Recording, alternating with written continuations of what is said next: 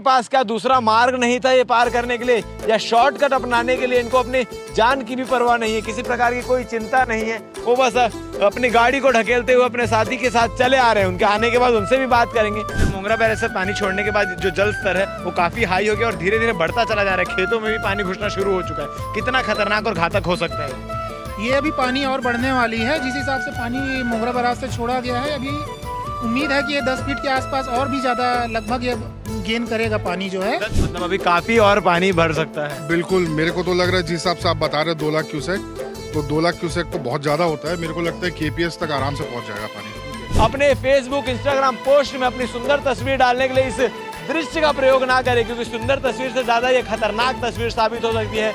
ये आपकी जिंदगी की आखिरी तस्वीर साबित हो सकती है। शहर से आप हैं, आप एक हिसाब से माना जाए तो आपने जल स्तर को बढ़ते हुए देखा होगा। हाँ, जब मैं आया था तो ये रोड को टच भी नहीं किया था पानी, बल्कि 1 बीता नीचे था रोड से। 1:30-2 बजे के आसपास। हाँ, मैंने 3 घंटे में पानी रोड को पूरी तरीके से ढाक चुका है। रोड के महज 3 घंटे में वो तो रोड से 1.5-2 फीट ऊपर आ गया पानी। शिवनाथ अपने रौद्र रूप में आ चुका है। कल लगातार हुई बारिश के बाद और मोंगरा बैराज से पानी छोड़ने के बाद आप शिवनाथ का जल स्तर देख सकते हैं, किस प्रकार से जल स्तर जो है वो पूरा सड़कों तक आ चुका है, पूरा ऊपर तक। और इसके बाद आपको बता दूं कि यहाँ पर जो पानी है वो खेतों में भी घुसना शुरू हो चुका है, जिससे आने वाले समय में आगे का रास्ता ब्लॉकेज होने की भी संभावनाएं हैं। ये पानी लगातार बढ़ता चला आ रहा है। मैं आपको तस्वीर के माध्यम से दिखाना चाहूंगा किस प्रकार से शिवनाथ अपने रौद्र रूप में आ चुका है। यहाँ पर तत्काल तुरंत दुर्ग पुलिस पहुंचती है और लोगों को भगाना शुरू करती है, इस स्पॉट को खाली करवाना शुरू करती है, क्योंकि यहाँ कभी भी जनहानि दुर्घटनाएं हो सकती है। जिस प्रकार से लगातार जल स्तर बढ़ रहा है और लोग फिर भी मान नहीं रहे। कुछ लोग हैं जो बीच स्पॉट में वहां बैठने के स्थान पर जाके बैठे हुए थे, वो लोग हैं जो अभी देखिए आप जिस प्रकार से निकल कर आ रहे हैं, अपनी जान की जिन्हें बिल्कुल परवाह नहीं है, वो इस प्रकार के रिस्क ले रहे हैं, खतरे का सामना कर रहे हैं। और भी लोग हैं जो यहाँ से जिनको पुलिस खाली करवा रही है, जगह खाली करवा रही है। सर कहाँ से आए? यही का ठीक है। हाँ, तो क्या कहना चाहेंगे, जो जल स्तर बढ़ रहा है कितना खतरा हो सकता है? खतरा तो आज पता नहीं चलेगा, कल सुबह तक का पता चलेगा। सुबह तक फिर भी लोग छोटे छोटे बच्चों को लेकर यहाँ घूमने आए हैं और जिस प्रकार से पानी खेतों में घुसता चला जा रहा है। हाँ, तो ये होता है सर, ये होता है। कल सुबह तक का पूरा मालूम पड़ेगा कितना पानी और ज्यादा सुबह तक और जल स्तर बढ़ेगा। तो ये लोग हैं जिन्हें पुलिस जो है वो लगातार खाली करवा रही है यहाँ से, क्योंकि यहाँ किसी भी प्रकार का खतरा हो सकता है। कहाँ से है काका? दुरुक से। घूमने आए थे? नहीं, काठी में आए थे भैया। काठी में। ठीक है। हाँ, तो यहाँ पर क्योंकि शमशान घाट भी है तो लोग काठी में कार्यक्रम के दौरान आते हैं, लेकिन कई लोग हैं जो घूमने के नाम से इस शिवनाथ नदी के इस मनोरम दृश्य का आनंद लेने के लिए आए हुए थे। उनसे भी बातचीत करेंगे। भैया कई लोग हैं जो यहाँ घूमने फिरने आते हैं। आओ भैया लोग से बात करते हैं। जी भैया, कहाँ से आए हो? धमदा से आए हम लोग। धमदा से किस लिए आए थे? काठी में आए थे। अच्छा, काठी में आए थे। हाँ। शिवनाथ नदी के इस जल स्तर को देखकर क्या बोलोगे, कितना खतरनाक हो सकता है ये? अब आगे हो सकता है खतरनाक, घातक हो सकता है। यहाँ पे जो वहाँ पे थे आदमी वो सब चले गए। घूमने फिरने आने की जरूरत नहीं है किसी को यहाँ पे। अभी वो- टूरिस्ट स्पॉट ना समझे इसको। हाँ, अभी खतरनाक है ये। एडिशनल एसपी अभिषेक झा आपको तस्वीर में दिखाई दे रहे होंगे किस प्रकार से लोगों को यहाँ से हटाया जा रहा है, खाली करवाया जा रहा है। सर से बातचीत करते हैं कि किस प्रकार पूरा माहौल है। सर, दुर्ग जिले में लगातार एक जो है चलन बन गया है कि जब भी बारिश होती है लोग सीधा शिवनाथ नदी की ओर आ जाते हैं दृश्य देखने, आनंद लेने। पिकनिक स्पॉट बना के रख दिया गया इसे। ये हमारा एनी कट है। यहाँ पे आम दिनों में तो लोगों की आवाजाही ज़्यादा ही रहती है, और आज पानी ज़्यादा है तो लोग उत्साह के कारण और ज़्यादा आ गए हैं। और यहाँ पे अंतिम संस्कार भी होता है, घाट भी है, इस कारण भी लोगों की यहाँ पे भीड़ रहती है। अभी सबको समझाइश दे के खाली कराया जा रहा है और यहाँ पे 24 घंटे के लिए भी लगातार के लिए ड्यूटी भी लगाई जा रही है। सर, मोंगरा बैरेज से पानी छोड़ने के बाद जो जल स्तर है वो काफी हाई हो गया और धीरे धीरे बढ़ता चला जा रहा है। खेतों में भी पानी घुसना शुरू हो चुका है। कितना खतरनाक और घातक हो सकता है ये अभी पानी और बढ़ने वाली है। जिस हिसाब से पानी मोंगरा बैराज से छोड़ा गया है, अभी उम्मीद है कि ये 10 फीट के आसपास और भी ज़्यादा लगभग ये गेन करेगा पानी जो है। 10 फीट और ऊपर होगा। हाँ, लगभग ये उम्मीद है। इस कारण से लोगों को यहाँ से हटाया जा रहा है। दुर्ग भिलाई वालों से क्या अपील करना चाहेंगे इस शिवनाथ नदी को लेकर, क्योंकि लोग अभी भी लगातार आ रहे हैं। जब हम रास्ते से आ रहे थे तो लोग इसकी ओर इस तरफ बढ़ रहे थे। लोगों से अपील है, अनावश्यक रूप से आना यहाँ पे बंद करेंगे जब तक, क्योंकि ये सुरक्षा के लिए सही नहीं है। और खासकर जब छोटे बच्चे हैं तो यहाँ पे आना अभी वर्जित ही है। क्या शुरुआती पॉइंट में बल लगाया जाएगा लोगों को रोकने के लिए? अभी सामने में बल लगाया जा रहा है और साथ ही 1-4 का जो बल रहेगा वो यहाँ पे पेट्रोलिंग लगातार करेगी।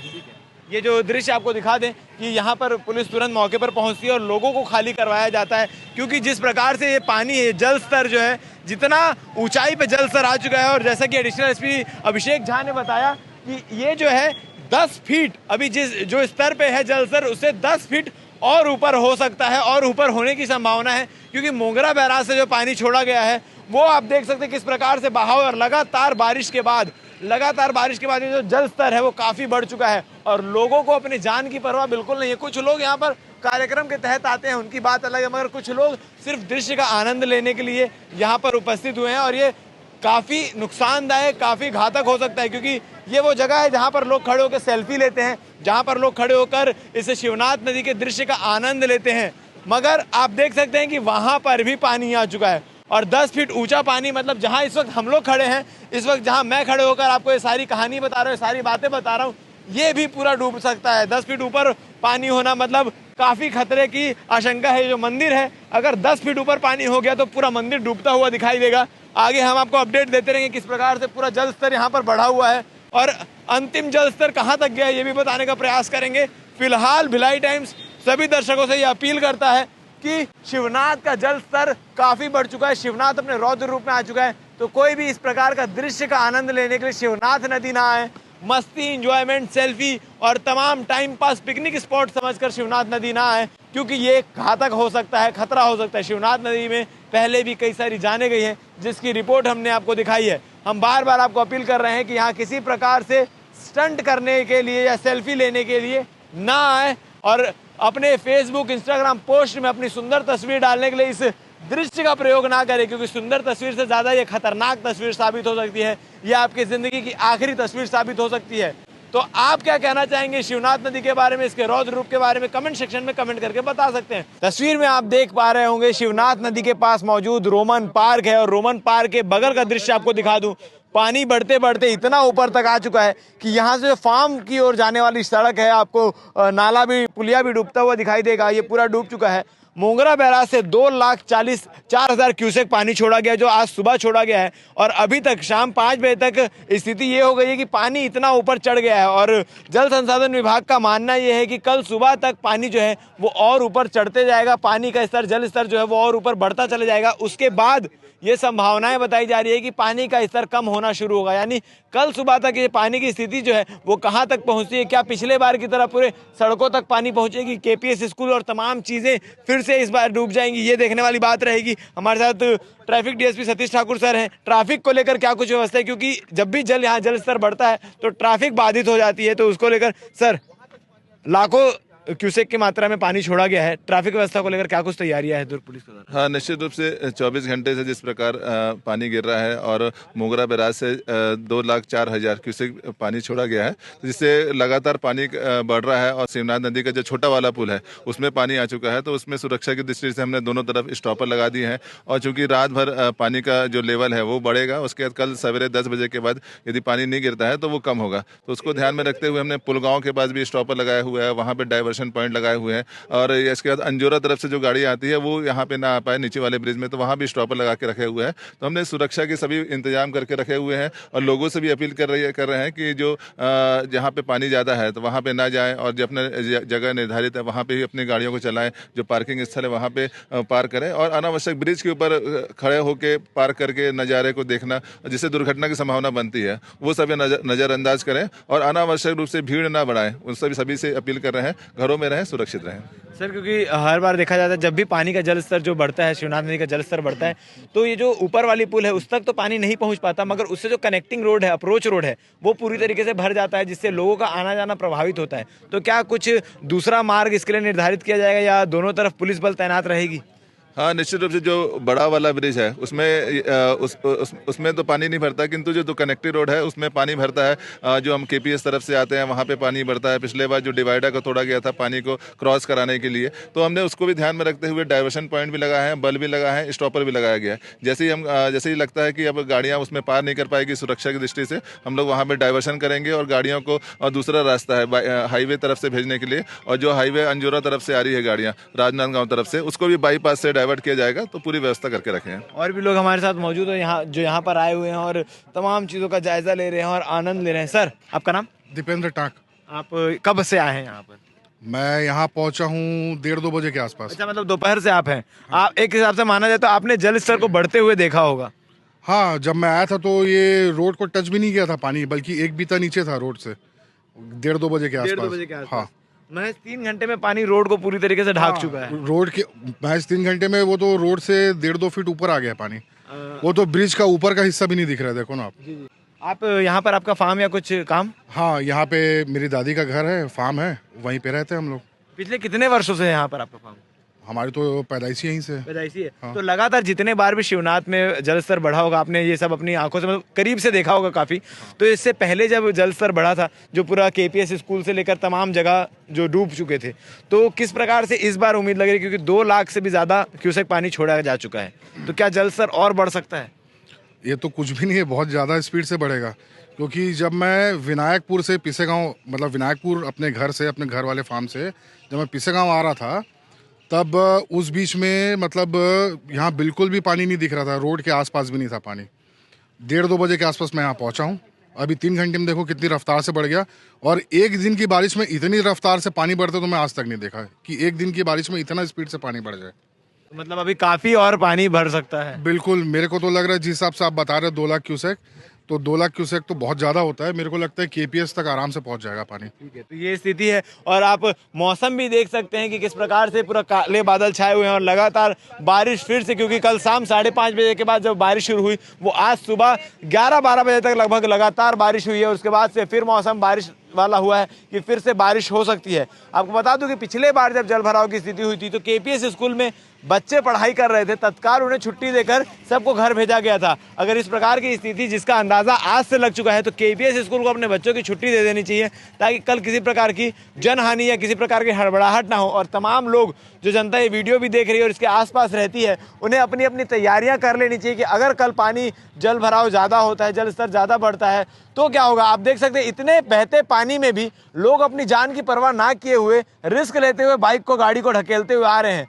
उनके पास क्या दूसरा मार्ग नहीं था ये पार करने के लिए, या शॉर्टकट अपनाने के लिए? इनको अपनी जान की भी परवाह नहीं है, किसी प्रकार की कोई चिंता नहीं है। वो बस अपनी गाड़ी को ढकेलते हुए अपने साथी के साथ चले आ रहे हैं। उनके आने के बाद उनसे भी बात करेंगे कि भाई आखिर इस प्रकार की क्या हड़बड़ाहट थी जो रुक भी नहीं पाए और एक अंदाज लगाकर सड़क पर चलते आ रहे हैं। क्या सड़क पर गड्ढा हुआ तो क्या होगा, या वो सड़क से नीचे उतर गए तो क्या होगा। फाइनली पार करके आ चुके हैं पानी को। सर से बातचीत करेंगे भैया कि इतनी क्या हड़बड़ी थी, इतनी क्या। कहाँ से आ रहे हो? हम लोग मनगटा से। मनघटा से?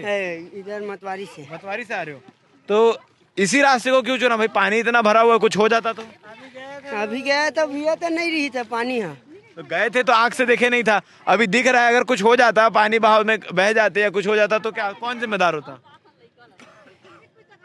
गलती है ना। आपको देख के और लोग भी जाएंगे, जाने का प्रयास करेंगे। आइंदा से ऐसे रास्तों को मत चुनना, भले कहीं रुकना पड़ जाए, कोई दूसरा रास्ता लेना पड़ जाए, उसी को लेना। ठीक है ना भैया? ठीक है। तो और भी देख सकते हैं आप। कहाँ जा रहे हो अम्मा? कहाँ जा रहे हो? लोग हैं जो रुकने का नाम नहीं ले रहे हैं। इतने तेज बहाव के बाद और इतने पानी भरने के बाद भी लोगों को अपने घर या जहां वो काम करते हैं वहां जाना है। जान की बिल्कुल भी परवाह नहीं होगा। अगर ऐसे में कोई जनहानि हो जाए तो सीधा सीधा सवाल सरकार पे खड़े होते हैं कि सरकार क्या कर रही थी, पुलिस प्रशासन क्या कर रही थी। अब ऐसे लोगों को कौन समझाने जाए जो हमारे रोकने, हमारे मना करने के बाद भी रुकने का नाम नहीं ले रहे हैं। ऐसे इनके बारे में आप क्या कहना चाहेंगे? कमेंट सेक्शन में कमेंट करके बता सकते हैं। जो अपने छोटे छोटे बच्चों को गोद में उठाकर लेकर जा रहे हैं और इस स्थिति में अगर कुछ दुर्घटना हो जाती है तो इसका जिम्मेदार कौन होगा।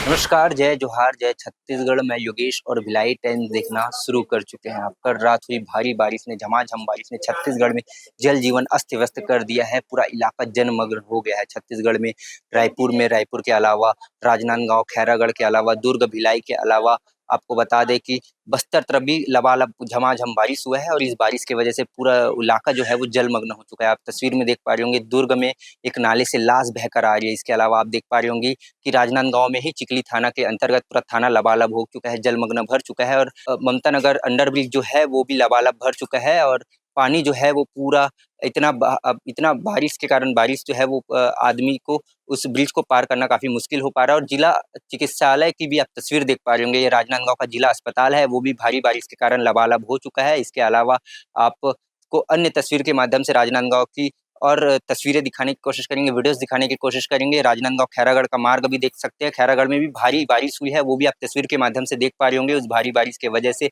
सड़क जो है वो पूरा बंद हो चुका है। राजनांदगांव खैरागढ़ मार्ग जो है वो पूरा बंद हो चुका है। अगर आप राजनांदगांव से खैरागढ़ जाने वाले हैं तो आप ना जाइए, क्योंकि रास्ता पूरा बंद हो चुका है। इसके अलावा राजनांदगांव के बसंतपुर वार्ड में है, और ये भयावह तस्वीर देख पा रहे होंगे। ये मकान जो है वो आधी रात में लगभग 3 से 4 बजे के बीच ये कच्चा मकान जो है वो गिर गया है। हालांकि किसी प्रकार का नुकसान तो नहीं हुआ है, लेकिन एक बुजुर्ग महिला इस मकान के अंदर सो रही थी। एक 80 साल की बुजुर्ग महिला, सोचिए क्या हालत हुई होगी उसकी। जब ये मकान गिरा तो बुजुर्ग महिला ने रोते हुए आवाज लगाई, और आवाज लगाने के बाद आसपास के लोग ने उसे बाल खींचकर निकाला, और बाल निकालने के बाद महिला को किसी अन्य घर पे ले जाया गया, और वहाँ वो अभी सुरक्षित है फिलहाल। लेकिन आप देख पा रहे होंगे कि बारिश की वजह से ये मकान पूरी तरीके से ढह गया है। और इसी वार्ड में एक और मकान, वो भी तस्वीरों के माध्यम से देख पा रहे होंगे, वो भी मकान पूरी तरीके से गिर गया है। लेकिन इसकी जो कारण है वो भारी बारिश नहीं है, भारी बारिश तो है, इसके अलावा एक और अन्य कारण है, वो नाले का अतिक्रमण, नाले का जल भराव, नाले का अतिक्रमण के कारण पूरा सकरा हो गया है। और इसको लेकर यहाँ के वार्ड के पार्षदों ने भी शिकायत की थी, अनशन पर भी बैठे थे, लेकिन महीने भर बीत गए हैं, उस अनशन का कुछ निराकरण नहीं हुआ है, और अभी तक अतिक्रमण जारी है। कि ये मूल वजह है। यहाँ के वार्ड वासियों से भी बातचीत करने की कोशिश करेंगे, पार्षदों से भी बातचीत करने की कोशिश करेंगे। वीडियो में बने रहिए। रात भर भारी बारिश हुई, कैसा नजारा था जब ये मकान ढह गया था? मकान गिरा तो मैं यहाँ पर खड़ा था, और वो दीवार ऐसे गिर गया, और गिरा तो मैं पानी में पूरा भीग गया, और पानी मिट्टी सहित हमारे घर के नहानी तक के चले गया। इतना जोर से मेरे एकदम घबराहट आ गया मेरे सीने में। पानी कहाँ तक भरा था? पानी यहाँ रात में बारिश हुआ तब? यहाँ 1.5 से 2 फीट था। अच्छा, ये जो यहाँ तक है, मेरे सीढ़ियाँ दिख रहे वहां हर तक भरा बार था। ये इलाका डूब जाता है, क्या वजह है? ये जो सकरा है ना, निर्माण सकरा कर दिए नाला को, उसी कारण ये सब हो रहा है। पहले ऐसा नहीं होता था कभी। सकरा कैसे हुआ?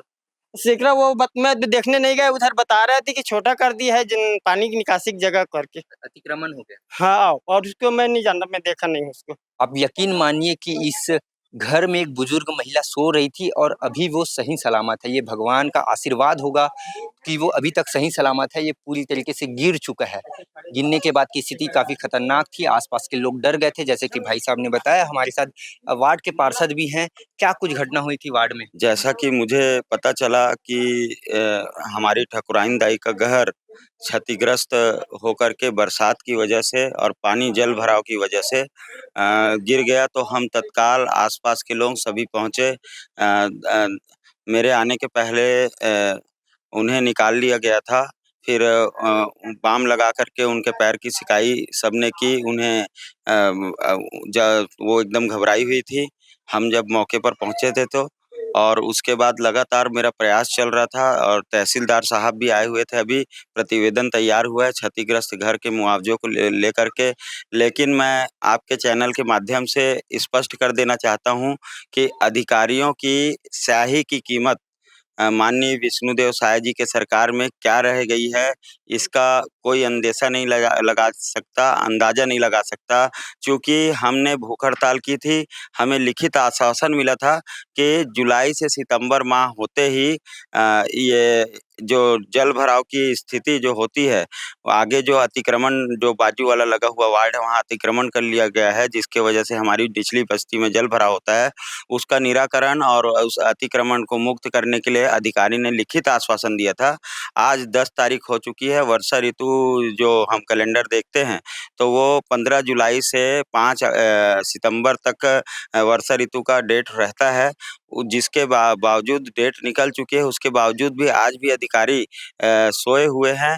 मैं निश्चित ही आपके चैनल के माध्यम से एक लाइन में स्पष्ट कर देना चाहता हूँ, अगर मेरी वार्ड की जनता को जनहानि होती है या इस प्रकार से आज जो बड़ी दुर्घटना होते हुए बचा है, अगर पुनर्वृत्ति होती है अगर सुधार नहीं किया जाता है तो मैं किसी भी हद तक जाने के लिए तैयार रहूँगा, जिसकी संपूर्ण ज़िम्मेदारी माननीय विष्णुदेव साय की होगी और ऐसी सरकार की होगी जिसकी सरकार में अधिकारी शाही चला तो देते हैं, लेकिन वो शाही किसी काम की नहीं रहती। भारी बारिश से पूरा शहर तरबतर हो गया है। पूरा शहर में जो है वो काफी नुकसान हो गया है। इसी मोहल्ले में एक और जो मकान है वो टूट गया है। भाई साहब का मकान है, कैसे घटना कैसे टूटा ये? सर ये पानी भर गया था सर, इसमें पूरा अंदर तक के आ गया था पानी, तो उसके कारण ये जो दीवार है मिट्टी का है, कच्चा मकान है, वो इधर गिर गया है सर। अच्छा, हाँ, तो अभी तो फिलहाल टूट गया है। अब बनाने के लिए टूटा था, कितने समय की घटना है? ये हम लोग तो 2 लोग थे, पिताजी और मैं। रात को करीब वही 1:30-2 बजे की बात है। 1:30-2 बजे गिरा और उसके बाद हम लोग तो अभी फिलहाल छोड़ दिए थे। बारिश देखे यहाँ की किसी प्रकार का कोई नुकसान तो नहीं अभी तो कुछ नुकसान नहीं हुआ है सर। बच्चे तो नहीं थे? नहीं, बच्चे तो नहीं है, हम लोग हैं पिताजी और मैं। और अभी गिर गया है तो सरकार से मैं निवेदन भी किया हूँ और बोला भी हूँ, आवेदन भी लिखा हुआ हूँ। अब देखो क्या करते हैं सरकार, उनसे निवेदन है कि कुछ करे हमारे लिए भी। तो उसी के लिए मैं बोल रहा हूँ। और पार्षद महोदय जी भी आए थे सवेरे, देखे वो भी साथ में थे और उनके साथ फिर और कभी बोले कहीं चलेंगे वहाँ आवेदन लिखेंगे, तो उसके लिए मैं इंतजार कर रहा हूँ ताकि कुछ करे मेरे लिए। हाँ दाई, का हुई रात कन? पानी इसमें बेटा तो रात भर जागत रहे हो, मोर घर में घुसी और गिरी तहर रोए ताने लइका बना गिरी। कतेक बजे गिरी सुन? पूरा रात पानी गिरे। नहीं, मकान कतेक बजे? 4 बजे। 4 बजे। हाँ। तो आवाज मैं अंदर ही रही हूँ। आवाज कौन लगा? मैं लगाए रोते रोते। रोवत रोवत। तो हाँ। कतेक बजे? एक बार 5 बजे गिर सुनी तक गिरे बना। अच्छा।